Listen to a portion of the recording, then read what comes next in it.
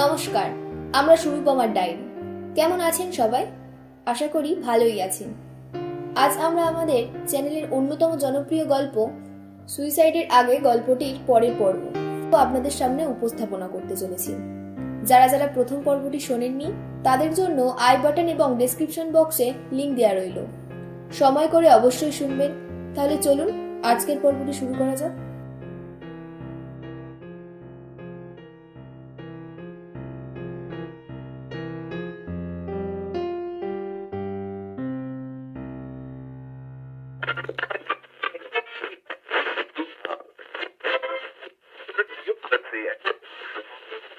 দিন দিন বেড়েই চলেছে যুবক যুবতীর আত্মহত্যার সংখ্যা। কোথাও দেখা গিয়েছে পরীক্ষার ফল ভালো না হওয়ার জন্য, তো কোথাও আবার নিজের ভালোবাসা খুঁজে না পাওয়ার জন্য, কোথাও পণ দিতে না পারার জন্য, আবার অনেক অনেক জায়গায় দেখা গিয়েছে ফোন কিনে না দেওয়ার জন্য বা ফোনে গেম খেলতে না পাওয়ার জন্য। আবার কিছু কিছু ক্ষেত্রে দেখা গিয়েছে কোনো কাজ না পাওয়ার জন্য। কিন্তু এগুলো তো প্রায় দেখা যায় মধ্যবিত্ত বা গরিব করে ছেলেমেয়েদের ক্ষেত্রে। কিন্তু এবারে ঘটেছে উল্টো। শহরের বিখ্যাত শিল্পপতি আদিনাথ মুখোপাধ্যায়ের ছেলে সায়ন মুখোপাধ্যায়। কারণটা কেউ জানতেই পারেনি। কোথাও কোনো সুইসাইডাল নোটও খুঁজে পাওয়া যায়নি। বলা বাহুল্য, লেখাই হয়তো হয়নি। সায়ন সায়ন সুইসাইড করেছে? না না, এটা অন্য কেউ। কিন্তু সায়ন তো বলেছিল ওর বাবা ব্যবসা করে, টাইটেলটাও তো মুখোপাধ্যায়। তাহলে কি সত্যি সায়ন? ভাবতে ভাবতে টেবিল থেকে ফোনটা নিয়ে সায়নের নাম্বার ডায়াল করলো। অপর প্রান্ত থেকে ফোন অফ পেল। সঙ্গে সঙ্গে সাইকেলটা নিয়ে ছুটে যায় সায়নের মামার বাড়ি। ও যখন শেষবার এখানে এসেছিল একসঙ্গে দুজন মামার বাড়ি গিয়েছিল। গিয়ে দেখলো দরজা বন্ধ। অবাক লাগছে, তাহলে কি সত্যি এই সায়ন সেই সায়ন? আবার মনে হচ্ছে না, এ তো সে হতেই পারে না। তাহলে সায়নের ফোন বন্ধ কেন? আবারও দিদার বাড়িতে নেই বা কেন? মেঘলার মাথার মধ্যে কিছু ঢুকছেই না। সে রাস্তার মাঝে বিভ্রান্ত হয়ে দাঁড়িয়ে রইল। 23 বছর বয়স সায়নের। পড়াশোনায় অ্যাভারেজ, কিন্তু মানুষ হিসাবে টপ ক্লাস। ক্লাস 12-এর পরে পড়াশোনা ছেড়ে দেয়। বাবার বিশাল বিজনেস, সেটা সামলাতে বললেও সায়ন তাতে গুরুত্ব দেয়নি। সায়নের নিজের একটা স্বপ্ন আছে, অনেক বড় স্বপ্ন। নমস্কার ম্যাডাম, কেমন আছেন? আরে সায়ন বাবু যে, কোথায় ছিলেন এতদিন? দেখা সাক্ষাৎ নেই, ফোন নম্বরও তো দিয়ে যাননি। তা খবর কি শুনি? দূর, বলেছিলাম না আমার চরিত্রের সঙ্গে ফোনটা খাপ খায় না, তাই তো ফোন ইউজ করিই না। সে তো ভালো মতো মনে আছে, কিন্তু তাহলে যোগাযোগটা হবে কিভাবে শুনি? কেন, আমি তো আপনাকে বলেইছিলাম আমি মাঝে মধ্যে আসবো, আর যখন আসবো তখন তো আপনার সঙ্গে দেখা করবই করব। না না, অমন করলে হবে না। এবার থেকে একটা ফোন ব্যবহার করতেই হবে, করতেই হবে, করতেই হবে। আচ্ছা বাবা, আচ্ছা, সে না হয় করবো, কিন্তু এখন না, পরে। এখন বলুন, আপনার খবর কি? কেমন আছেন? বাড়ির সব ভালো তো? বেশ ভালোই আছি। আবার তো পরীক্ষার প্রস্তুতি নিচ্ছি। হে, রিয়েলি? সত্যি। বাহ, খুব খুশি হলাম গো কথাটা শুনে। তা বোন কেমন আছে? সে আছে তার মতোই। ভালোই বলতে পারো। তা বাবু হঠাৎ এখানে? আরে বলো না, দাদুকে আজ একটু ডাক্তারের কাছে নিয়ে যেতে হবে, তাই এলাম। ওসব ছাড়ো, আগে বলো, তুমি এখানে, তোমার তো বাড়িতে যাওয়ার কথা। কাকু কাকিমা সব ভালো আছেন তো? সবাই খুব ভালোই আছে, কিন্তু কথাটা এড়িয়ে গেলে তো হবে না ম্যাডাম, বলতে তো হবে। আর দাদু দিদা কেমন আছে? ভালোই আছে, কিন্তু ওই যে বললাম, দাদুকে আজ একটু ডাক্তারের কাছে নিয়ে যেতে হবে। তুমি কিন্তু আবারও কথাটা এড়িয়ে যাচ্ছে। না না, এড়োইনি। এড়িয়ে হবেটা বাকি, শুধু উত্তরটা দিতে চাইছি না। ওই হলো, তার মানে তাই? বাদ দাও তো ওসব, এই বেশ ভালোই আছি। না, কেন বাদ দেব? আপনাকে বলতেই হবে। ছাড়ো তো, উত্তরটা এমনি শুনলে ভালো লাগবে না, তাই বলছি, ছাড়ো। না, যেমনই লাগুক আমি শুনতে চাই। বলুন, আজকাল কি করা হচ্ছে? তেমন কিছু না, শুধু প্রচেষ্টা। কিসের চেষ্টা? চেষ্টা না, প্রচেষ্টা। সে যাই হোক, কিন্তু কিসের সেটাই তো জানতে চাইছি। ও আমার একটা স্বপ্ন আছে, ওটাই সফল হওয়ার পথ খুঁজে চলেছি, এই আর কি। বাহ, ভালো তো। তা কি স্বপ্ন বললেন না তো? সেসব পরে হবে, আগে বলো, আপনার বাড়িতে গিয়ে বোনের সঙ্গে মিল করার কথা ছিল, করলেন না কেন? উফ, বলছি উত্তরটা ভালো লাগবে না। না, ভালো লাগুক নাই লাগুক, যেমনই হোক আমি শুনবো। বোনের কাছে গিয়ে একটু জড়িয়ে ধরে যখন কেঁদে ফেলি, বোন বলল, নেখা কান্না বন্ধ কর। বাবা মা ফেসবুকের বিষয়টা সবটা জেনে যায়। এরপরে তো তারাও মুখ ঘুরিয়ে নেয়। আগাগোড়া হাজার চেষ্টার পরেও কারোর মনের মতো হয়ে উঠতে পারিনি, কিন্তু একটা পাগল আমাকে হাড়ের মধ্যে দিয়েও জিততে শিখিয়েছে, লড়াই চালিয়ে যাওয়ার মানে শিখিয়েছে। তাই আবারও পরীক্ষা দেওয়ার সিদ্ধান্ত নিলাম। দেখবে, এইবার আর কিন্তু ব্যর্থ হব না, ঠিক পাশ করে বের হব। বাহ, এই না হলে স্পিরিট, এই কনফিডেন্সটাই তো চাই। দেখবেন অবশ্যই এইবারে সিলেক্ট হবে। তা ছেলেটার নাম জানতে চাইলে না? থাক, কিছু জিনিস না জানাই ভালো। আকামা হচ্ছে আমার সঙ্গে। আমি তো দাদুকে ডাক্তার দেখিয়ে এসে ভেবেছিলাম তোমার দেওয়া ঠিকানায় যাব, মানে ওই তোমার যে বাড়ির যে ঠিকানাটা দিয়েছিল ওখানেই। যাই হোক, রাস্তায় দেখা হয়ে গেল। ভালোই হয়েছে বাবা, রাস্তায় দেখা হয়ে গেছে। ভুল করে আমার বাড়ি চলে গেলে আবার আমার বয়ফ্রেন্ড ভেবে উত্তম মধ্যম মার খেতেন, জিনিসটা কি ভালো লাগতো? হেসো না, এটাই সত্যি। তা ভালো। আচ্ছা, আগের বারে তুমি বলেছিলে তোমার বাবা ব্যবসা করে, তো তুমি তো তোমার বাবার ব্যবসাটা করতে পারো, সেখান থেকে স্বপ্নটা পূরণ করো। স্বপ্নটা শুনলে এটা আর বলতে না। সে যাই হোক, ওসব একদম না। আমার বাবাকে তো দেখেছি, জীবনে টাকা ছাড়া কিছুই চিনল না। ওরকম হওয়ার থেকে মরা ভালো। আচ্ছা বলছি, শোনো না, বিকেলে সময় হলে একটু স্টেশনে এসো না, কথা হবে। এখন দাদুকে নিয়ে বেরোতে হবে, একটু তাড়া আছে। আচ্ছা আচ্ছা, তুমি সময় বলো, আমি ঠিক চলে যাব। এই 4টে থেকে 4:30-র মধ্যেই চলে এসো, তাতেই হবে। আচ্ছা ঠিক আছে। আচ্ছা আমি এখন তাহলে চলি, বুঝলে? বাকি কথাটা না হয় বিকেলে এসেই বলছি। ও আচ্ছা ঠিক আছে। তাহলে কোনো অসুবিধা হবে না তো তোমার, ওই 4টে 4:30-তে আসতে? না না, অসুবিধা কি আছে, তুমি সাবধানে যেও দাদুকে নিয়ে।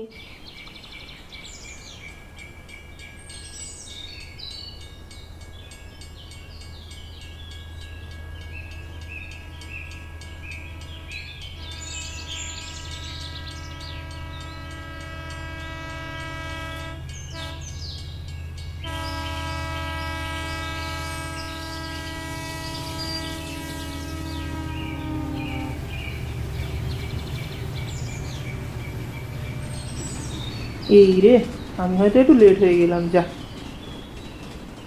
না না, ঠিক আছে। লেট কোথায়, আমি তো এই সবে মাত্র এলাম। ও, তাহলে ঠিক আছে। আমি ভাবলাম হয়তো আমি অনেক অপেক্ষা করিয়ে ফেলেছি।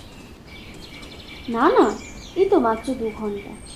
2 ঘন্টা? বাবা, এতক্ষণ অপেক্ষা করছো? না না, অপেক্ষা না, আসলে করার যে কিছু ছিল না, তাই ভাবলাম এখানে এসে একটু বসি, এই আর কি। এমনি তো আশা হয় না খুব একটা। যাই হোক, জীবনের নতুন অধ্যায়ের সূচনা তো এখানেই থেকে। ছাড়ো তো, ওসব বাদ দাও। সেই। তা বলো, কি খবর? ডক্টর কি বললেন? কি আর বলবেন। না না, এখন সুস্থ তো? একদম, বুড়োর তো সময় দিয়ে দিল। মানে? মানে এই হাতে আর 6 মাস। এই কি বলছো? সত্যিই বলছি গো। মজা করো না। আরে সত্যি, মজা কেন করতে যাব? দেখো, তুমি একটা সায়েন্স স্টুডেন্ট, আর আশা করি আলাদা করে কিছু বলতে হবে না। মেটাস্ট্যাটিক স্টেজ, এর থেকে বেশি কিছু আশা করাও ভুল। তুমি তো এসেই আমার মন খারাপ করে দিলে গো। মন খারাপের কি, বাস্তবটা মেনে নিতে হবে, তাই না?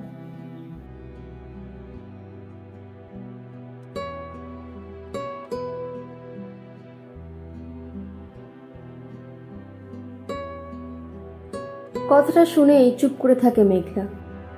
সায়নের দিকে তাকিয়ে দেখলো চোখ মুখ কেমন ছলছল করছে, হয়তো কেঁদেও ফেলতো। মেঘলা আছে তাই নিজের চোখের জলটা কোনো মতে আটকে রেখেছে। চশমার কাঁচ ঝাপসা হয়ে আসে।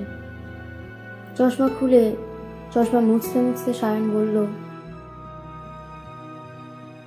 আমি না অনেকবার বুড়োকে বলেছিলাম আমার কাছে গিয়ে থাকবে চলো, সে আর আমার কথা শুনেই না। আমার বাবার যেমন জেদ, ঠিক হয়েছে দাদুটার তেমন জেদ। কি পায় এই জেদ করে কি জানি, এরাই জানে। তা তুমি তো এখানে এসে থাকতে পারো। পারতাম তো, কিন্তু আমার বাবার যে নির্দেশ, এই বাড়িতে যে একবার আসবে সে যেন আর কোনো দিনও ওই বাড়ির চৌকাঠেও না পা দেয়। যাব বাবা, এত কিছু। আচ্ছা একটা কথা জিজ্ঞাসা করি, খারাপ ভাববে না তো? না না, খারাপ ভাবার কি আছে, তুমি বলো। কি হয়েছিল তোমার বাবা আর দাদুর মধ্যে? সত্যি বলতে সবটা আমিও জানি না। মাকে কয়েকবার জিজ্ঞাসা করেছিলাম, যতটুকু শুনেছি ওই বাবা মাকে ভালোবাসতো, দাদু মেনে নেননি, সম্ভবত এই কারণ। এই কারণে? এই কারণে সারা জীবনটা কথা বলছে না, এমনকি এই খারাপ সময়েও? সত্যি অবাক লাগছে। ওসব বাদ দাও, তুমি বলো। তোমার বাড়িতে সবকিছু মেনে নেওয়ার কথা ছিল তো, সেটা না করেই তোমাকে বাড়ি থেকে বাইরে বার করে দিল। এটা কিন্তু ধর্ম হলো না। আরে বললাম না, গেলাম সকলের সঙ্গে থাকার ইচ্ছা প্রকাশ করলাম। বাবা তো আমাকে দেখেই বললেন আমার শুধু একটাই মেয়ে, বড় মেয়ে ছিল তবে মারা গেছে। মাও বাবার তালে তালে তাল মেলালো। আর বোন তো এত কিছুর পরেও বুঝিয়ে দিল দোষ ওর না, শুধু আমার একার। हाय रे, हे प्रभु कृष्ण जगन्नाथ, ये क्या हुआ? मेरा कैलकुलेशन तो पूरा भूल हो गया।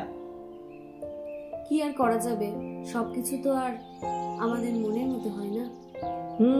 তাও ঠিক, সব পেলে নষ্ট জীবন। বললে না তো কি বলবো? স্বপ্নটা? ও বিশেষ কিছু না, এই আমার বুড়োটার মতো যারা আছেন, যারা অনেক অনেক একা, তাদের পাশে দাঁড়ানো।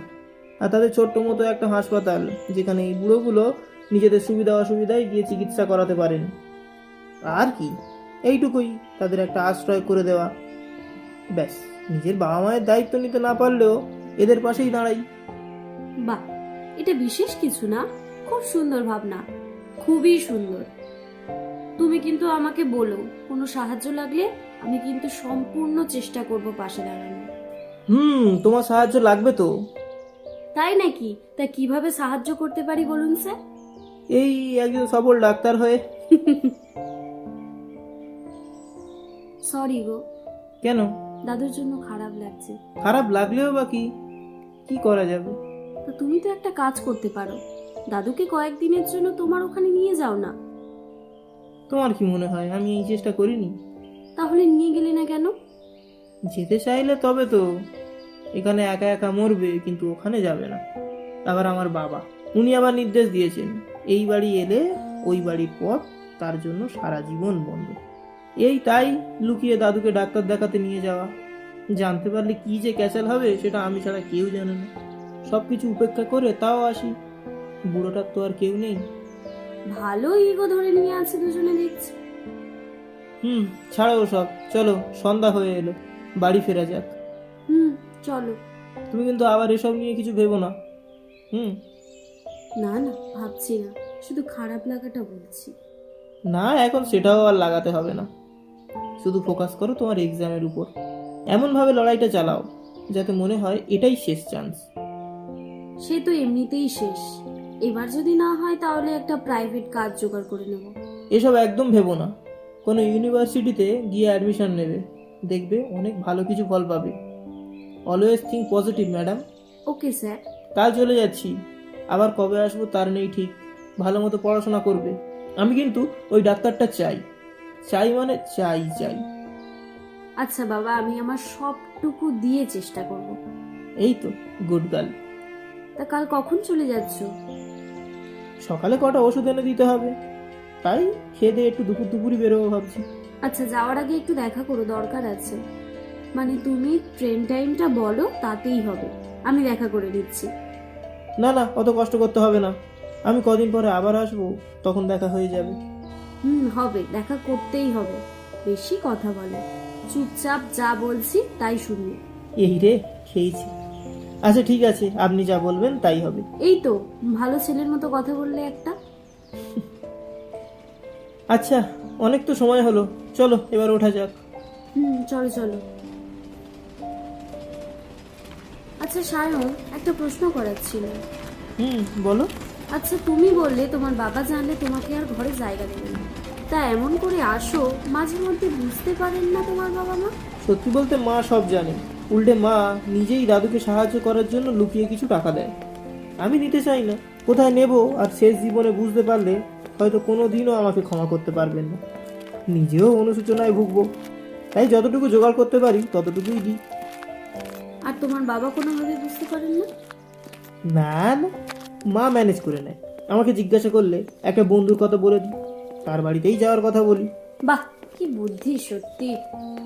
ওই একটু আর কি। আর কিছুই জিজ্ঞাসা করতো না এসব নিয়ে? উনি ব্যস্ত মানুষ, এসবে অত গুরুত্ব দেয় না। তা বললে না তো, কি বললাম না? এই যে কাল দেখা করতে চাইছো, তারপরে অনেকদিন না এলে মন খারাপ থাকবে, কি ব্যাপার, প্রেমে টেমে পড়লে নাকি? ধুর, যাতা কি যে বলো না, সত্যি ওসব কিছু না, এমনি চলে যাবে তাই আর কি। আচ্ছা ঠিক আছে। দুজনে স্টেশন থেকে ওঠে, গল্প করতে করতে চলে যায়। সায়ন মেঘলাকে এগিয়ে দিয়ে নিজে চলে যায় মামার বাড়ি। পরের দিন দুপুরে সায়ন স্টেশনে উপস্থিত। মেঘলার আসার কথা, কিন্তু এখনো আসেনি। ট্রেনও আসতে আর বেশি বাকি নেই। হঠাৎ দেখলো মেঘলা কাঁধে ব্যাগ নিয়ে আস্তে আস্তে সাইকেল নিয়ে আসছে। আর একটু দেরি হলেই পরের মাসের আগে দেখা হতো না। তাড়াতাড়ি আসতে গিয়ে ওখানে পড়ে গিয়েছি। মেঘলা হাত দিয়ে ইশারা করে দেখালো। ঠিক তার পরেই নিজের ডান হাতের কনুই আর হাঁটু দুটো দেখলো খুব বাজেভাবে কেটে গেছে। এ বাবা, এ তো রক্ত বের হচ্ছে। কি গো, একটুও সাবধানতা নেই। উফ, কি যে করি না এই মেয়েটাকে নিয়ে। দাঁড়াও। ব্যাগ থেকে একটা জলের বোতল বের করে জল দিয়ে জায়গাটা পরিষ্কার করিয়ে দিচ্ছে। ঠিক সেই সময় ট্রেন এলো। এই তোমার ট্রেন? একদম নড়বে না। কি অবস্থা করেছো এটা? আরে ঠিক আছি আমি, যাও, তোমার বাবাও পরে দেরি করলে মারবে তোমাকে। আবার কথা বলে, দেবো কানের গোড়ায় এক। বলছি আমি ঠিক আছি। আবার কথা বলে, চুপচাপ দাঁড়িয়ে থাকতে বলেছি। এই তোমার ট্রেন ছেড়ে দিল। ট্রেন ছেড়ে দেয়। সায়ন জায়গাটা পরিষ্কার করিয়ে দিয়ে নিজের পকেট থেকে রুমালটা বের করে।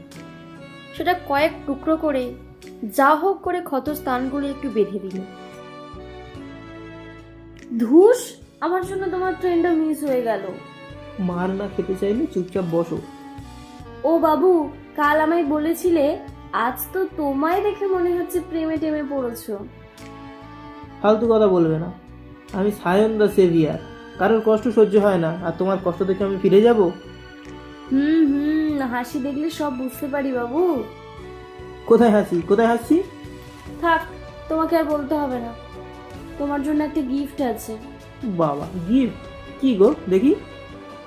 দেখানো তো যাবে না। কি আবার কি কথা?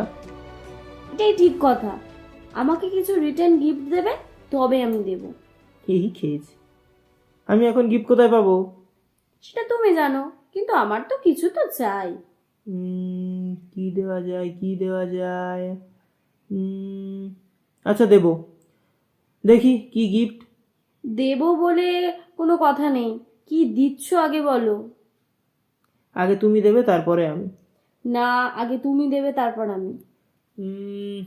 আচ্ছা ঠিক আছে, চোখটা একটু বন্ধ করো। করলাম। মেঘলা চোখ বন্ধ করে। সায়ন নিজের গলা থেকে একটা হার খুলে মেঘলার গলায় পরিয়ে দিতে দিতে বলে, এটা আমার মা আমাকে 22 বছরের জন্মদিনে দিয়েছিল। বাবার দেওয়া অনেক কিছু আছে, সেগুলো হাতও দিই না, কিন্তু এটা এটা অন্য। মা আমাকে অনেক ভালোবেসে দিয়েছে। এই মা, তুমি এটা কেন দিতে গেলে? আমি তো মজা করলাম, আমার লাগবে না কিছু। এটা ধরো। মেঘলা হারটা খুলতে চাইছিল। ঠিক তখন সায়ন মেঘলাকে আটকে বলল, আরে না, খুব প্রিয় মানুষকে খুব প্রিয় জিনিসটা দিতে ক্ষতি কি, রেখে দাও। যাই হোক, আমার কথা মনে তো পড়বে। দেখি এবার আমার ভাগ্যে কি গিফট আছে। চোখ বন্ধ করো। করলাম। এই না, কি এটা? দেখো বক্সটা খুলে। এই ফোন? স্কলারশিপের টাকায় কেনা। এসবে কি দরকার ছিল শুনি? ছিল বাবু, ছিল। দূর, বলেছিলাম না এসবে আমার প্রকৃতির সঙ্গে খাপ খায় না। আরে রাখো তো তোমার প্রকৃতি, তোমাকে গেম খেলতে দিচ্ছি না বা রিল করতেও বলছি না। ফোনটা নেবে, দিনের 24 ঘন্টার মধ্যে আমাকে 1 ঘন্টা সময় দেবে, ব্যাস। আর এই 1 ঘন্টা একসঙ্গে চাই না, যখন খুশি দিলে হবে, একটু একটু করে। আর যদি ভাবো তুমি নিজে কিনে নিতে পারবে, এসবের কি ছিল, তাহলে বলবো দরকার ছিল। ভালোবেসে দেওয়া জিনিস আলাদা হয়। ভালো পাগলি মেয়ে তো। আমি কিন্তু এর ব্যবহার জানি না। আমি আছি কি করতে, আমি আছি কি করতে, আমি আছি কি করতে। ফোনটা নিয়ে আবারও ফোন করলো। The number you are trying to না, call is এবারেও currently সেম, not আগের reachable. মতনই ফোন অফ Please try আসছে। again later. তাড়াতাড়ি করে মেঘলা স্টেশনে এসেই শহরে যাওয়ার ট্রেনে উঠে বসলো। খবরের পেপারে সায়নের বাড়ির ঠিকানা লেখা আছে। ঘটনাটা আগের দিন রাতে, তাহলে সম্ভবত এখন গেলে শেষবারের মতো দেখা হয়ে যেতে পারে। আর যদি না দেখা হয় তাহলে ওর বাবা মায়ের সঙ্গে কথা বলে তাদের মনটা একটু হালকা করতে পারে। কিন্তু এসবের আগে গিয়ে দেখতে হবে এ সায়ন সেই সায়ন কিনা। ট্রেনে বসে বসে এসব ভাবছে আর বিড়বিড় করে কী সব যেন বলছে। ট্রেন স্টেশনে থামলো। মেঘলা ট্রেন থেকে নেমে ঠিকানাটা একবার পড়ল খবরের পেপারে। না, ঠিকানাটা অচেনা মেঘলার কাছে। সামনে পরীক্ষা থাকায় মেঘলা তার ফোন আজ বেশ কিছুদিন হয়ে গেল রিচার্জ করছে না। তাই স্টেশনের ওয়াইফাই কানেক্ট করে অফলাইন ম্যাপ সেভ করে নিতে চাইল। স্টেশনের ওয়াইফাই কানেক্ট করার পর তার ফোনে অজস্র মেসেজ আর ভয়েস মেসেজের ভরে গেল।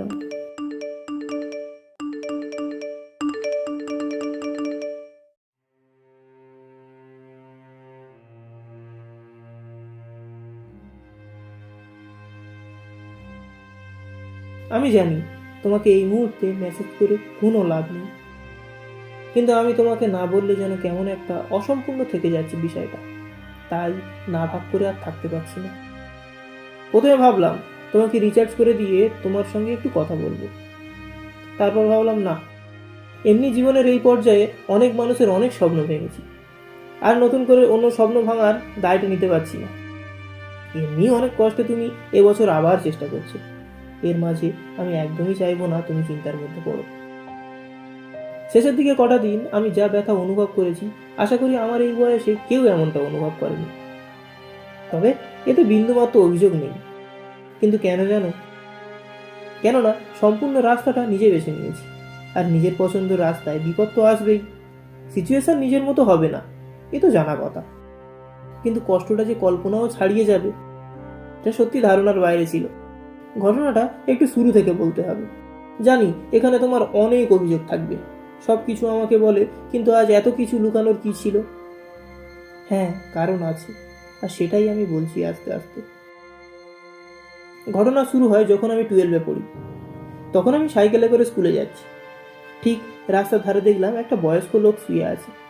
দূর থেকে দেখে ভাবলাম হয়তো ক্লান্তির কারণে শুয়ে আছে, কিন্তু কাছে যেতেই দেখলাম উনি কষ্ট পাচ্ছে, কষ্টে ছটপট করছে। সম্ভবত কোথাও খাবার চাইতে গিয়েছিল, গরম জল ছুঁড়ে দিয়েছিল, চামড়াগুলো গলে গলে পড়ছে। আমি ঘটনাটা এখনো মেনে নিতে পারিনি। আশেপাশে 2-4 জনকে ডাকলাম, কেউ আমার ডাকে সাড়াই দিল না। শেষে অসহায় হয়ে ওনাকে নিজের সাইকেলে তুলে নিলাম, স্কুলের জামাটা দিয়ে নিজের সঙ্গে বেঁধে নিলাম, হাসপাতাল নিয়ে গেলাম। অপারেশন করতে হলো। আমার অ্যাকাউন্টে টাকা ছিল, বাবা হাত খরচ হিসাবে দিত, আমি সেটা সব জমিয়ে রাখতাম। সেই টাকাগুলো দিয়ে ওনার অপারেশন করেছিলাম। তখনকার মতো বেঁচে গেল। ডক্টর বললেন ওনাকে বেশি দিন বাঁচানো সম্ভব না, কারণ ওনার 2টো কিডনি নাকি নষ্ট হয়ে গেছে। কি একটা কারণ বলেছিল, সম্ভবত রাস্তার নোংরা আবর্জনা খেয়ে আর অর্ধেক সময় না খেয়ে থাকার কারণেই হয়েছিল। আচ্ছা তুমিই বলো, খেতে না পাওয়ার জন্য এমন? একবার ভাবো তো, সে কি কিছু চেয়েছে? চায়নি। তাহলে আমরা কি একটু খেতে দিতে পারি না তাকে? সে কি সত্যিই নিজের ইচ্ছায় খায় না, একটা মানুষ কতটা অসহায় হলে তবে ডাস্টবিন থেকে খাবার তুলে খায়। তখনকার মতো ওনাকে কিছু খাবার কিনে দিয়ে চলে আসি। বাড়ি ফিরে দেখি আমার বাবা আমার জন্য অপেক্ষা করছে। এমনটা যদিও সচরাচর হয় না। আমি বাড়িতে ঢুকতে না ঢুকতেই বাবা আমাকে কিছু না বলেই খুব বাজেভাবে মারতে শুরু করে দিলেন। বাবা বুঝতেই পেরেছিলেন টাকাগুলো অ্যাকাউন্ট থেকে কাটা গিয়েছে, হয়তো কোনো কারণে SMS পেয়েছিলেন। তাই আমাকে মারতে মারতে একটাই কথা বলছিল, এতগুলো টাকা কি করবি? টাকা কি ইনকাম করতে হয় না? আরও কত কি। খুব কাঁদি। তারপরে মাকে আমি বিষয়টা বলি। মা আমাকে একটু বোঝালো। পরের দিন জানি না বাবার মন কেমন ছিল, কিন্তু বাবাকে ওই টাকা কোথায় খরচ হয়েছে মা বললেও তাও দেখলাম মায়ের সামনে আমাকে মারলো আর বলল, টাকা দেবেই না। টাকা খরচ করতে জানি না তো আমার হাতে আর টাকা না। আমি টাকা খরচ করতে জানি না তাই আমার হাতে আর টাকা না। আমার হাতে আর টাকা ছিল না বলে ওনাকে আর দেখতেও যায়নি। একদিন হঠাৎ রাস্তায় দেখলাম আবারও শুয়েছিল। কাছে গেলাম, এবার আর বাঁচানো গেল না। ওখানেই জল চাইলো, ওখানেই দিলাম। ব্যাস, আমার হাতে জল খেয়ে হয়ে গেল। এত খারাপ লাগলো, কাউকে কিছু বললাম না। মনে মনে ভাবলাম, যতদিন বেঁচে আছি ততদিন এই সব মানুষদের জন্যই বাঁচব। এই ঘটনা থেকে উঠতে পারিনি। তখন আমার বুড়োটার আবার ক্যান্সার ধরা পড়ল। এবারে আমি 12-এর পরে পড়াশোনা ছেড়ে দিই। দুটো কাজে মন দিলাম। প্রথম, অসহায় রাস্তায় পড়ে থাকা মানুষদের খুঁজে বের করা, আর দ্বিতীয়, এমন কিছু মানুষকে খুঁজে বের করা যারা এদেরকে সাহায্য করতে চান। দিন দিন রাস্তাটা কঠিন হতে থাকলো। ভাবিনি টাকা ছাড়া রাস্তাটা এতটা কঠিন হবে। কিন্তু আমার কাছে এই সব সমস্যার থেকেও বেশি গুরুত্বপূর্ণ ছিল আমার বুড়ো বুড়িগুলির মুখে একটু হাসি ফোটানো। হার মানতে যেমন নারাজ ছিলাম, ঠিক তেমন বাবার কাছে সাহায্য চাইতেও নারাজ ছিলাম। একটা একটা করে সমস্যা সমাধান করছি, নতুন কিছু সামনে আসছে। প্রথমে ঘরের সমস্যা, সেটা জোগাড় করলাম। তারপরে এলো খাবার ব্যবস্থা। তারপরে সেটার থেকেও সব থেকে বড় সমস্যা যেটা দেখা দিল, ভালো পুষ্টিকর খাবার। ভালো পুষ্টিকর খাবার না পাওয়ার জন্য সকলেরই প্রায় শরীরে কিছু না কিছু রোগ লেগে আছে। তাদের জন্য ভালো পুষ্টিকর খাবারের ব্যবস্থা, আবার একটা ডাক্তারের ব্যবস্থা। কোনো রকমে সব ঠিক করে আনলাম। ঠিক সেই সময় হঠাৎই একটা অবাক করা ঘটনা ঘটল। দেখলাম আমার বুড়ো বুড়ির মাঝে একটি পাগলি ছিল। খুব একটা বয়স না। খবর পেলাম সে নাকি 3 মাসের অন্তঃসত্ত্বা। জানি না রাস্তার পাগলি কিভাবে প্রেগনেন্ট হয়। তবে ওই প্রশ্নে পরে আসি, এখন গল্পে আসি। সবাই খুব খুশি ছিলাম, নতুন সদস্য আসবে। একটা ডাক্তার রাখা হলো। এখন করে খুব বেশি আর বাইরে কারোর কাছে হাত পাততে হয় না। আমার বুড়ো বুড়িগুলো সবাই স্বাবলম্বী। এখন নিজেরা নিজেরটা ঠিক জোগাড় করতে পারছে। কেউ খুব ভালো সেলাই করে, কেউ খুব ভালো হাতের কাজ, কেউ ঝুড়ি বোনে, তো কেউ আবার ঠোঙা বানায়। সময় এলো পাগলির বাচ্চা হওয়ার। মেয়ে হলো, খুব ফুটফুটে দেখতে। আমাদের পরিবার আলো করে রইল। সকলের হাসি খুশি থাকার কারণের জন্য আমরা সকলে ওর নাম রাখি খুশি। আমরা যেন একটা ছোট জায়গার মধ্যে নিজেদের একটা জগৎ তৈরি করে নিলাম। কিন্তু কি আর বলি, ভগবানের তো আর আমাদের সুখটা সহ্য হয় না। খুশির তখন 3 বছর বয়স। তখন দেখা গেল ওর হার্টে একটা সমস্যা রয়েছে, ট্রান্সপ্ল্যান্টের ব্যবস্থা করতে হবে। সকলে চিন্তায় পড়ে গেলাম। সত্যি কারোর কিছুই করার ছিল না। এখন করে কেউ আর হাসে না, মজা করে না, খুশি হয় না। মনে হলো আমি একা না। এই অভাগাদের সকলের ভাগ্যে ভগবান সুখটা হয়তো লিখতে ভুলেই গেছে। আমি চেষ্টা চালিয়ে যাই একটি অর্গান ডোনারের খোঁজের জন্য। না, ব্যর্থ হই। পাগলের মতো কাঁদি আর সকলের কথা ভাবি। সব কিছুর মধ্যে খুশির মুখটা খুব মুখের সামনে ভেসে ওঠে। ভাবলাম নিজেরই কিছু করতে হবে। এই ভাবনা চিন্তার মধ্যে ডাক্তারের সঙ্গে কথা বলি। ব্যাস, আমার জীবনযাত্রা একটুকুই। নিজের জীবন নিজে নেওয়া খুব বড় অপরাধ, কিন্তু কি করব? I am deeply in love with my second family, and you know everything is fair between love and war. যদি আমার মৃত্যুতে কিছু মানুষ হাসতে শেখে, তো এটার থেকে বেশি খুশি আর অন্য কোনো কাজে হবে না। না হয় বাকি জীবনটা ওই খুশির মধ্যে দিয়েই বাঁচবো। টাটা ডিয়ার, ভালো থেকো। আমাকে দেখার ইচ্ছা হলে খুশির সঙ্গে দেখা করো। ভেবে নিও ওর প্রত্যেকটা নিঃশ্বাস প্রশ্বাসে আমি জড়িয়ে আছি।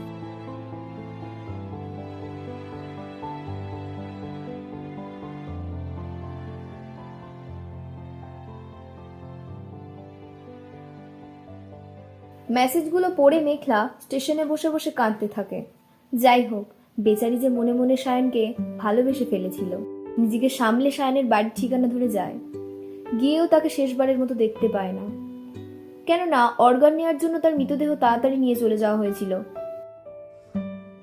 ম্যাম, তাহলে মেঘলা ডাক্তার হতে পেরেছিল? না, তার উত্তর আমার কাছে নেই গো। আর খুশির কি হলো? খুশি এখন কিছু বাবা মাহারা বাচ্চাদের বাবা মায়ের অভাবটা মেটানোর চেষ্টা করে। ও, তা আপনি কোনোদিন দেখেছেন খুশিকে? দেখেছি তো। কোথায় দেখেছেন? সব সময় দেখি। কোথায়? আয়নায়।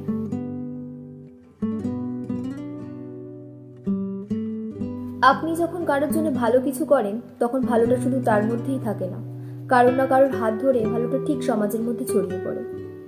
ঠিক যদি কারোর সঙ্গে খারাপ কিছু করেন, খারাপটাও শুধু সে একা ভোগ করে না, তার হাত ধরে সমাজের মধ্যে ছড়িয়ে যায়। তাই সবসময় চেষ্টা করুন ভালোটাকে গ্রহণ করে খারাপটাকে মুছে ফেলতে। দেখবেন সমাজ ঠিক বদলে যাবে। আজ গল্প পাঠে ছিলাম আমি পায়েল, অরুণিমা, সুচরিতা ও অমিত। গল্পের কলমে অমিত অধিকারী। কেমন লাগলো আমাদের গল্প? কমেন্টে জানাবেন। ভালো লাগলে অবশ্যই পাশে থাকবেন। আজ তবে চলি, টাটা।